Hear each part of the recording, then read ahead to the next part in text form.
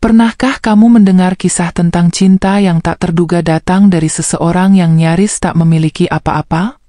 Di sebuah desa kecil di Brebes, ada keajaiban yang tumbuh dari daun singkong, pelukan hangat, dan hati seorang nenek renta.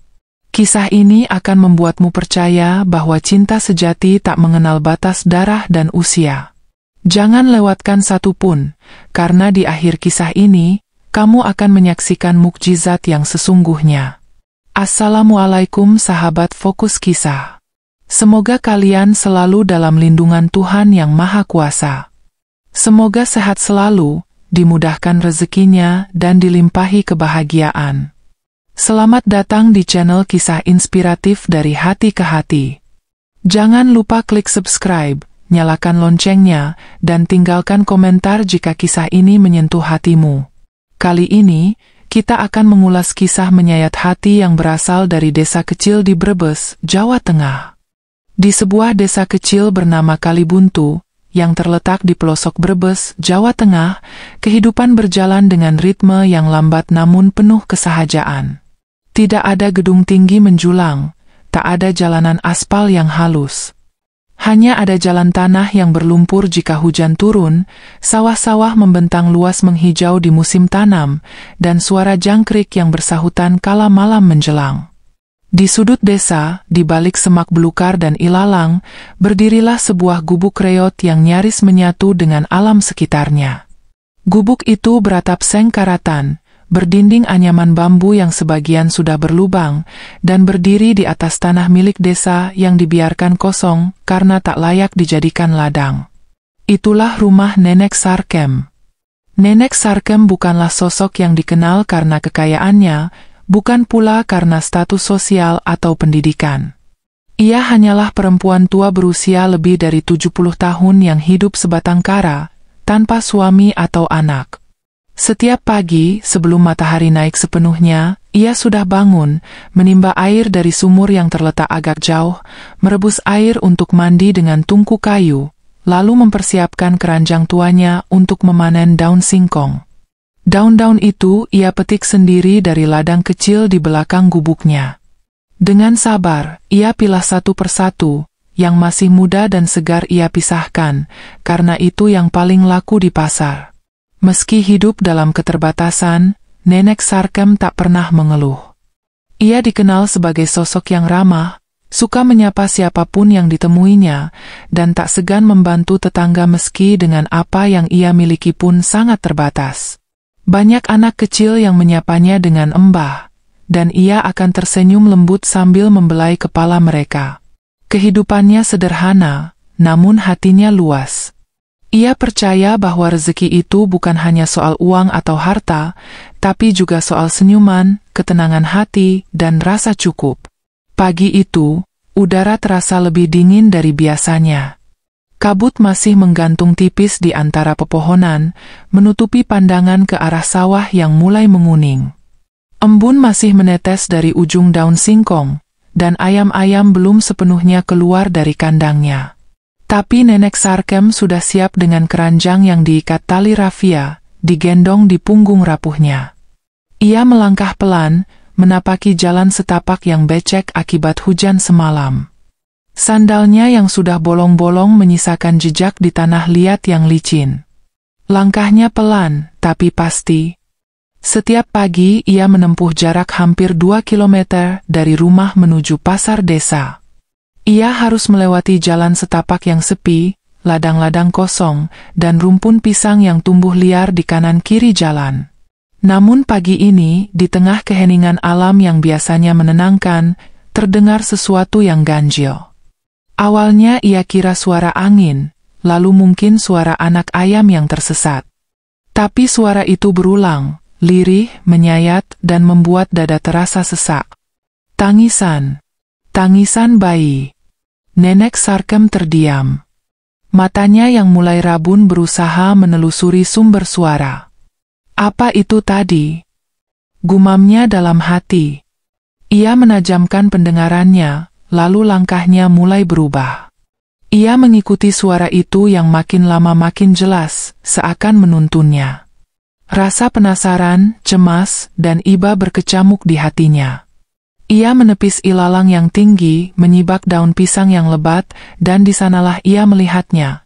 Sebuah kardus besar, basah oleh embun, tergeletak di pinggir jalan setapak. Kardus itu sedikit bergerak. Dengan jantung yang berdebar, tangan Nenek Sarkem menggigil saat membuka bagian atas kardus itu. Dan ketika penutup kardus disingkap, seketika ia menarik napas panjang. Di dalamnya, seorang bayi mungil terbaring tanpa alas, hanya dibungkus kain tipis yang sudah lembab dan mulai dingin. Wajah bayi itu memerah karena menangis, matanya sembab, dan tubuhnya menggigil hebat. Tubuh kecil itu tampak begitu lemah, seolah nyawanya sedang digantung pada sisa napas yang tersisa. Tangisnya tak sekeras tadi, karena suara itu sudah mulai melemah, seperti meminta tolong dari siapapun yang sudi menyelamatkan. Ya Allah! Astagfirullah! Lirih Nenek Sarkem, air matanya jatuh begitu saja. Ia segera mengulurkan tangan, memeluk bayi itu ke dadanya. Ia bisa merasakan tubuh mungil itu dingin seperti es, seakan baru saja keluar dari kulkas. Tanpa pikir panjang, ia menyelipkan bayi itu ke dalam kain jariknya, mengikatnya erat agar hangat tubuhnya bisa menyentuh kulit si bayi. Ia berdiri, walau lututnya bergetar. Langkahnya ia percepat, meski sulit di jalan berlumpur itu. Dalam hati ia bertanya-tanya, siapa yang tega membuang bayi ini? Mengapa di tempat seperti ini? Bagaimana jika aku tak lewat pagi ini? Bayi itu hanya bisa menangis pelan, seolah mengerti bahwa nasibnya kini berada di tangan seorang nenek renta yang bahkan tak punya siapa-siapa. Sesampainya di gubuk, Nenek Sarkem segera menyalakan tungku kayu. Ia merebus air untuk menghangatkan tubuh si bayi. Ia mengganti kain yang basah dengan potongan selimut tua yang selama ini ia pakai untuk tidur. Tak ada popok, tak ada susu, tak ada perlengkapan bayi. Tapi ada satu hal yang ia miliki, kasih sayang. Dan itulah yang ia berikan sepenuhnya. Ia membersihkan tubuh si bayi dengan air hangat dan kain bersih seadanya, mengeringkannya perlahan, dan membaringkannya di atas tikar pandan yang paling bersih yang ia miliki. Ia menatap wajah mungil itu dengan mata berkaca-kaca. Nak, kamu sekarang bersamaku. Entah siapa kamu, siapa orang tuamu, tapi mulai sekarang, aku yang akan menjagamu, bisiknya pelan. Tubuhnya lelah, tapi hatinya berdegup kuat. Ia tak tahu bagaimana caranya merawat bayi, apalagi di usia senjanya. Tapi ada kekuatan aneh yang membuatnya ingin terus melindungi anak itu. Ada sesuatu yang terasa berbeda sejak ia memeluk bayi itu untuk pertama kalinya, seperti ada cahaya kecil yang mulai tumbuh di dalam gubuknya yang selama ini gelap dan sunyi. Keesokan harinya, kabar tentang penemuan bayi itu mulai tersebar ke seluruh penjuru desa. Beberapa tetangga berdatangan, ada yang penasaran, ada yang prihatin, ada pula yang mulai membicarakan kemungkinan siapa yang membuang bayi itu. Jangan-jangan anak gadis yang dari kampung seberang itu, bisik seorang ibu? Atau mungkin hasil hubungan gelap, timpal yang lain. Tapi semua itu tak membuat Nenek Sarkem goyah. Salah satu warga sempat menyarankan untuk melapor ke kantor desa agar bayi itu diserahkan ke panti asuhan atau dinas sosial. Tapi Nenek Sarkem menolak halus. Maaf, saya tahu saya tua, miskin, dan tak punya apa-apa. Tapi hati saya tak bisa menerima kalau anak ini harus tumbuh tanpa pelukan seorang ibu. Biarlah dia di sini bersamaku. Saya akan merawatnya sebisa saya. Dengan daun singkong pun, saya akan bertahan demi dia. Kata-katanya membuat beberapa warga terdiam. Di balik keriput wajahnya, ada keteguhan yang luar biasa. Dan bayi itu, yang kini mulai tenang dalam pelukannya, seolah merespon kata-kata itu dengan senyum kecil yang menggurat di bibir mungilnya. Saat itu pula, Nenek Sarkem menamai bayi itu dengan nama Arka, yang dalam bahasa Sanskerta berarti cahaya. Sebab sejak Arka hadir, gubuk yang selama ini sunyi itu mulai terasa hangat. Seperti matahari yang menyinari ladang daun singkong di pagi hari. Hari-hari setelah kehadiran Arka menjadi hari-hari yang paling sibuk dan penuh makna dalam hidup Nenek Sarkem. Ia yang dulu hanya hidup berputar pada rutinitas bangun pagi, memanen daun singkong, lalu menjajakan dagangannya ke pasar, kini harus mengatur ulang segalanya. Sejak Arka datang, hidupnya berubah total. Ia tidak lagi hanya bangun karena kewajiban menjual daun, tapi karena tangis kecil yang memanggilnya di subuh-subuh yang dingin. Ia belajar banyak hal dari nol. Cara menggendong bayi yang benar, cara menenangkan tangis, bahkan mempelajari cara membuat bubur bayi dari beras merah sisa pemberian tetangga. Ia tak tahu soal susu formula terbaik atau popok sekali pakai, tapi ia tahu cara menghangatkan air, menggiling nasi dengan ulekan, dan menepuk-nepuk punggung Arka hingga tertidur pulas. Keterbatasan itu tak membuatnya menyerah. Justru kasih sayang yang tulus itulah yang membuat bayi itu bertahan. Setiap pagi sebelum ke pasar, ia akan memastikan Arka dalam keadaan bersih, kenyang, dan nyaman. Kadang ia menidurkannya di dalam bakul rotan besar yang ia lapisi dengan selimut tua agar bayi itu tak kedinginan. Dalam perjalanan ke pasar pun, ia tak bisa meninggalkan Arka sendiri. Maka keranjang besar tempat daun singkong biasa ditaruh, kini setengahnya diisi dengan Arka yang tertidur, dibalut kain dan selendang. Dagangannya jadi berkurang, tapi tidak cintanya. Waktu berlalu, hari berganti minggu, dan minggu berganti bulan. Arka tumbuh dengan cepat di pelukan Nenek Sarkem. Warga desa mulai menyadari bahwa ada sesuatu yang berbeda dari bayi itu.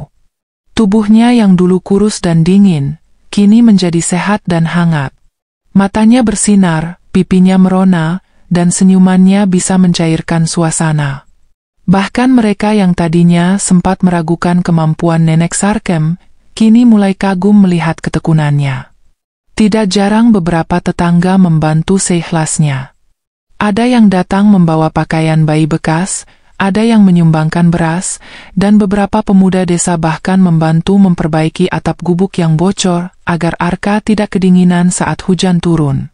Semua itu dilakukan bukan karena diminta, tapi karena mereka mulai percaya bahwa bayi itu adalah berkah, dan Nenek Sarkem adalah pelindungnya. Arka menjadi pusat perhatian. Anak-anak tetangga senang bermain dengannya. Mereka menyebut Arka adik kampung, karena ia disayangi semua orang. Bahkan ibu-ibu yang dulu sering sibuk dengan gosip, kini sering mampir hanya untuk melihat perkembangan Arka. Nenek Sarkem tersenyum setiap kali seseorang datang membawa hadiah kecil untuk Arka. Meski dia tetap sederhana, tapi kini ia tak lagi merasa sendiri. Gubuk kecil yang dulu sepi dan hanya diisi suara tungku dan dengusan napas tua, kini penuh dengan tawa. Arka membawa keceriaan yang tak pernah dibayangkan sebelumnya. Tiap pagi, suara rengekannya yang khas menjadi penanda waktu. Dan tiap sore, saat matahari condong ke barat, ia akan duduk di pangkuan Nenek Sarkem sambil mendengar nyanyian-nyanyian Jawa lama yang disenandungkan dengan suara lirih. Nenek Sarkem bukan orang terpelajar.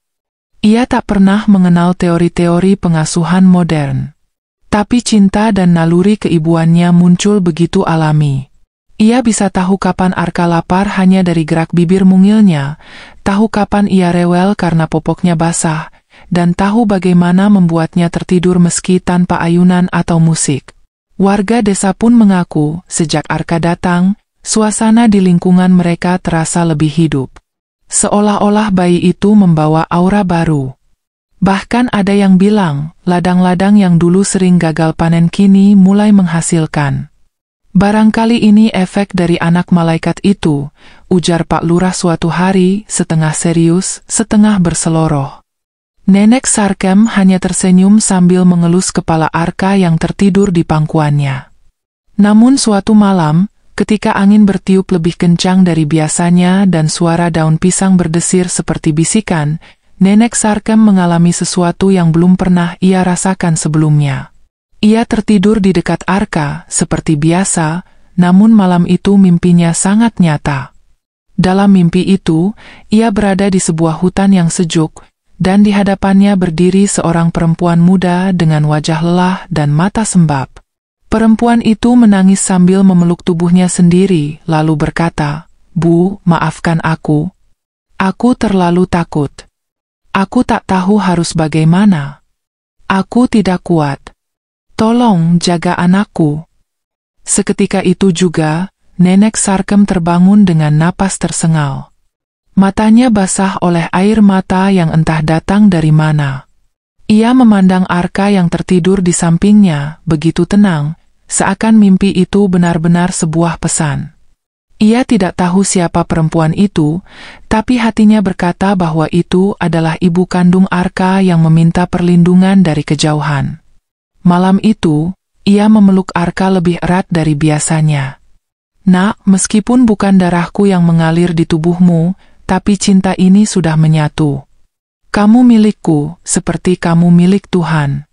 Dan tak ada satupun yang akan kuizinkan menyakitimu," bisiknya dengan mata basah.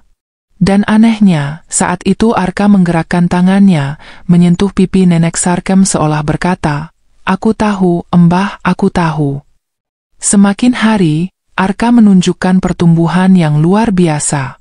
Usianya baru menginjak 1 tahun lebih, tapi ia sudah mulai bisa berjalan dengan langkah kecil dan senyum lebar. Ia menyebut Nenek Sarkem dengan panggilan Mbah. "Mbah," sambil memegangi ujung jarik atau tangan tuanya. Setiap kali Nenek Sarkem melangkah keluar, Arka akan mengejar dengan langkah tertatih, tak mau jauh darinya. Keduanya seperti tak terpisahkan. Di ladang, Arka duduk di bawah pohon singkong sambil memandangi Nenek Sarkem memetik daun. Di dalam rumah, ia akan duduk di pangkuannya, memainkan keriput di tangannya, atau hanya memeluknya sambil tertidur. Bahkan ketika hujan turun dan angin menggetarkan atap gubuk, mereka akan saling berpelukan di sudut dapur, menghangatkan satu sama lain tanpa berkata banyak. Tetangga dan warga desa mulai menyadari bahwa hubungan mereka bukan sekadar nenek dan cucu angkat.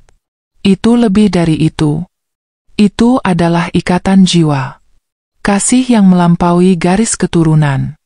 Bahkan banyak yang mulai berdoa agar usia Nenek Sarkem dipanjangkan, agar ia bisa menyaksikan Arka tumbuh besar dan menjadi anak yang membanggakan. Dalam hati kecil mereka, semua orang percaya, ini bukan kisah biasa. Ini adalah takdir dan mungkin bagian dari keajaiban yang jarang terjadi. Waktu terus berjalan. Arka kini sudah menginjak usia 3 tahun. Tubuhnya makin tinggi, kulitnya bersih, dan matanya penuh rasa ingin tahu. Namun, di tengah kegembiraan itu, cobaan mulai datang seperti badai yang tak diundang. Suatu pagi, saat Nenek Sarkem membawa Arka ke pasar seperti biasa, datanglah seorang perempuan muda dengan dandanan rapi dan sepatu mahal, didampingi oleh seorang pria berbadan besar. Mereka mencari seorang bayi yang pernah ditemukan di desa ini 3 tahun lalu. Wajah mereka serius. Langkah mereka mantap. Desa Kalibuntu yang biasanya tenang mendadak geger. Warga mulai berbisik-bisik. Itu ibunya Arka, ya? Apa mereka datang untuk mengambil Arka? Suara-suara sumbang mulai terdengar di balik dinding rumah. Dan benar saja, perempuan itu memperkenalkan diri sebagai Livia, ibu kandung Arka. Dengan suara bergetar, ia menjelaskan bahwa dulu, dalam kondisi depresi dan tekanan keluarga, ia terpaksa meninggalkan bayinya. Namun sekarang, hidupnya sudah berubah. Ia telah menikah dengan pria yang bertanggung jawab dan ingin menebus dosa masa lalu dengan merawat anaknya kembali.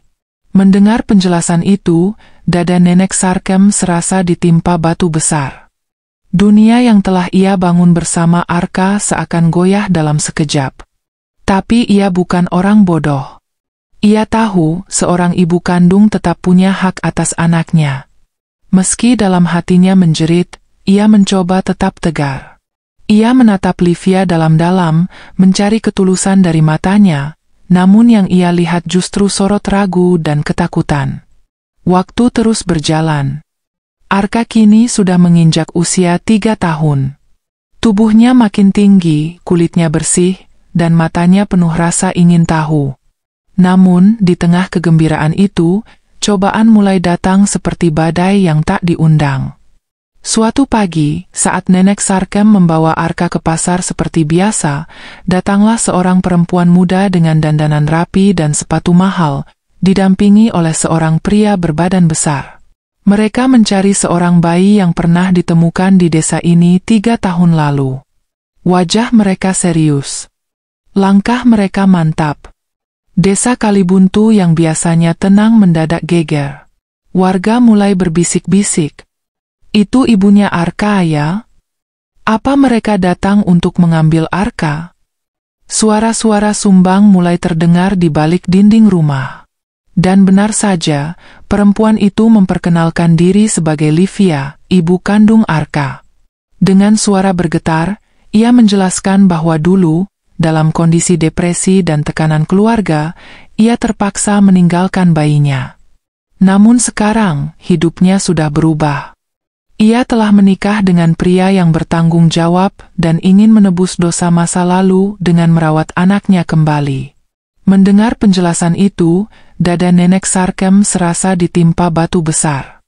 Dunia yang telah ia bangun bersama Arka seakan goyah dalam sekejap. Tapi ia bukan orang bodoh. Ia tahu seorang ibu kandung tetap punya hak atas anaknya. Meski dalam hatinya menjerit, ia mencoba tetap tegar. Ia menatap Livia dalam-dalam, mencari ketulusan dari matanya, namun yang ia lihat justru sorot ragu dan ketakutan.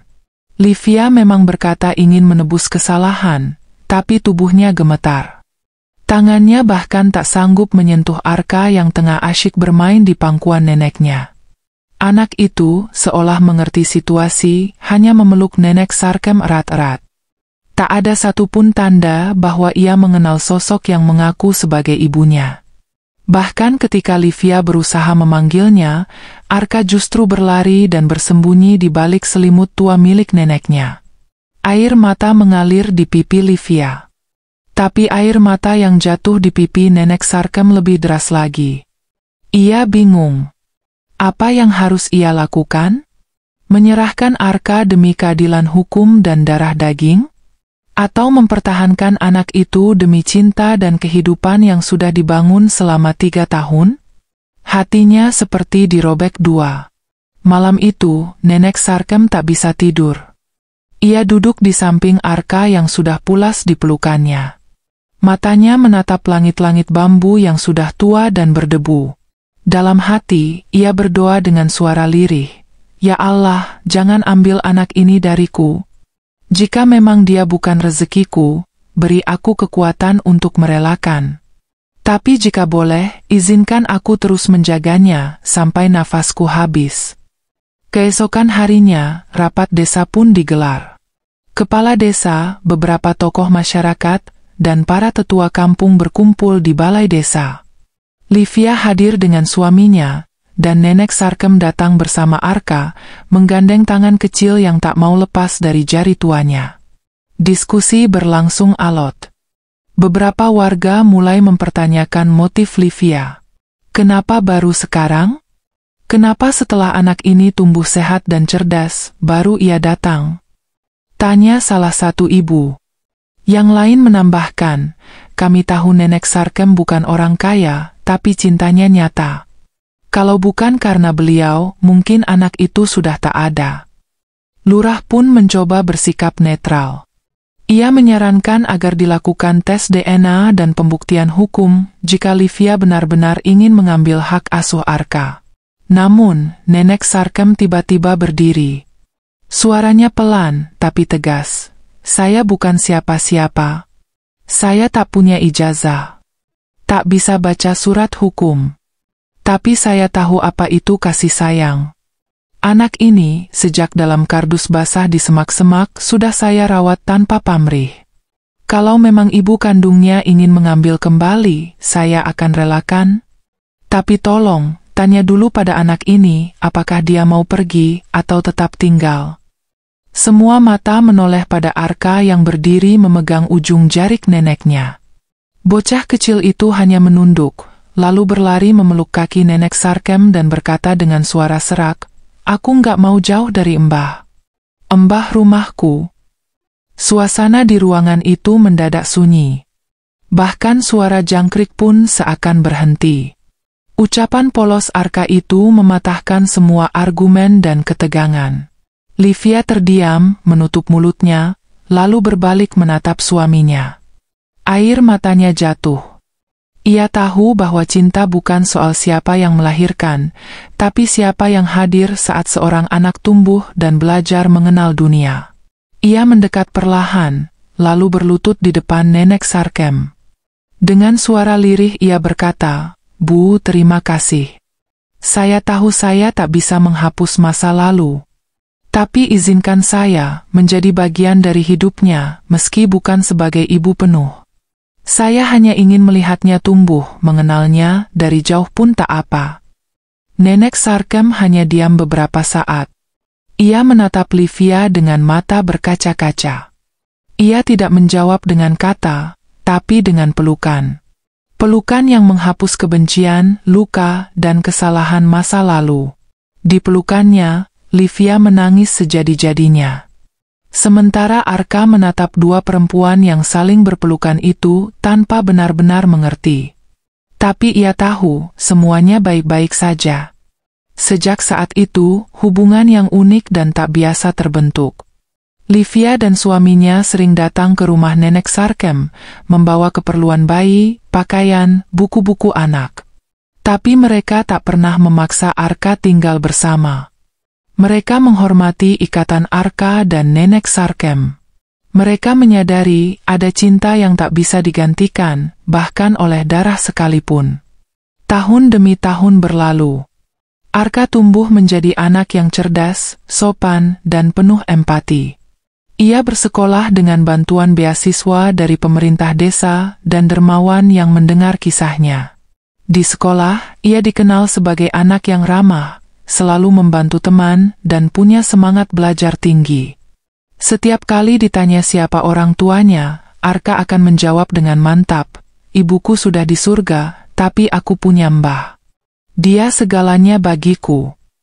Suatu hari, sebuah tim dari televisi lokal datang ke desa untuk meliput kisah inspiratif.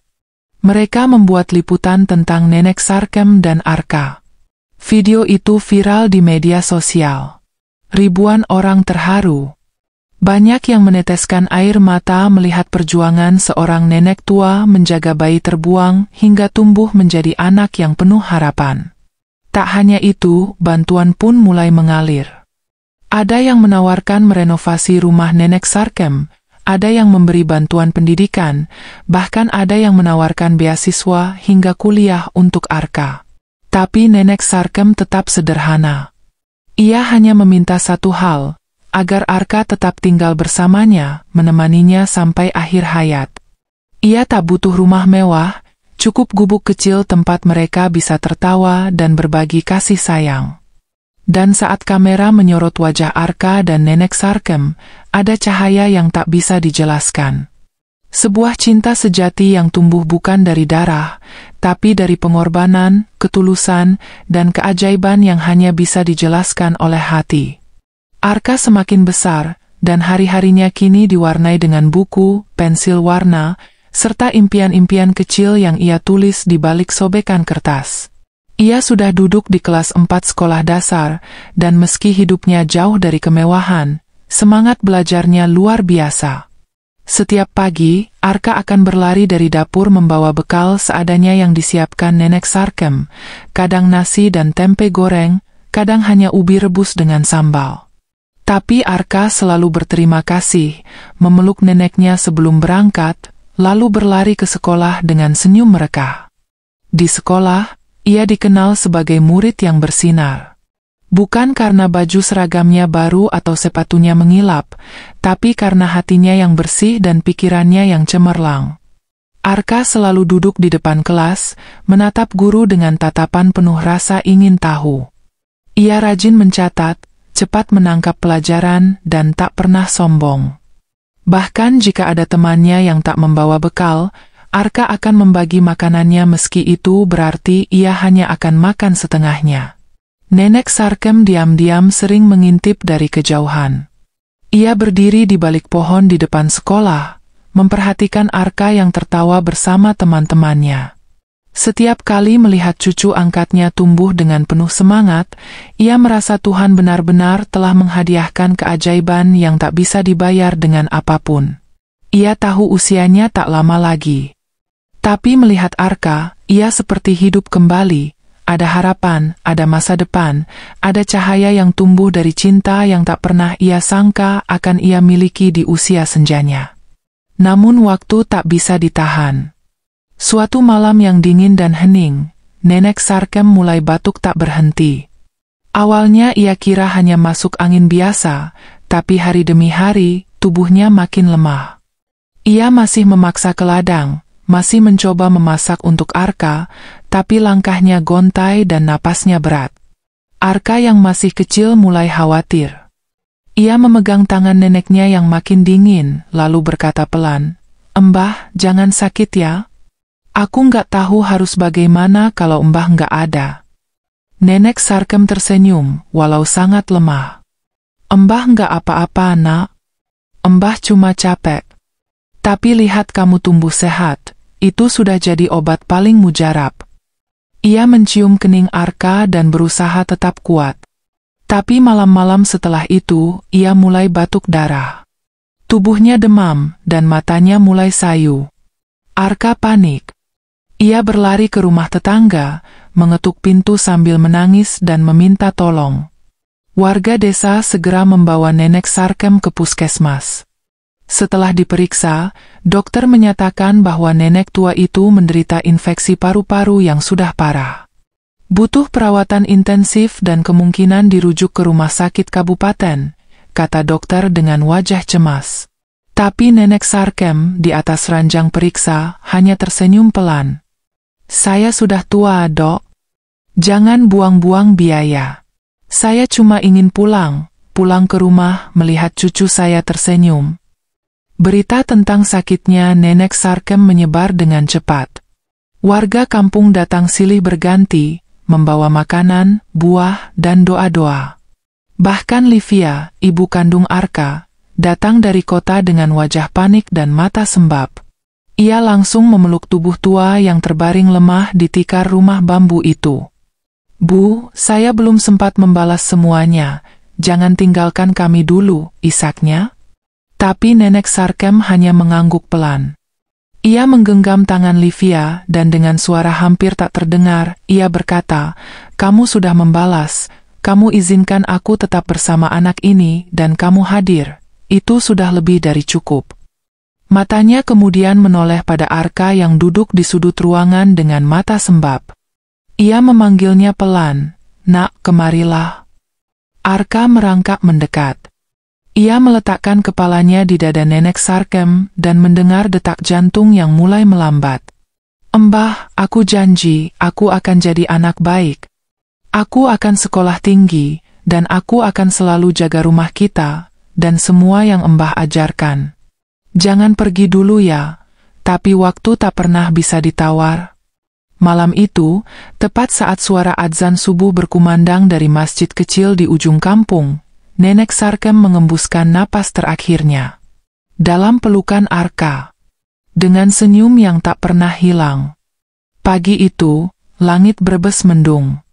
Awan menggantung seperti menangisi kepergian seorang pejuang. Warga desa berkumpul di depan rumah bambu. Tangisan pecah.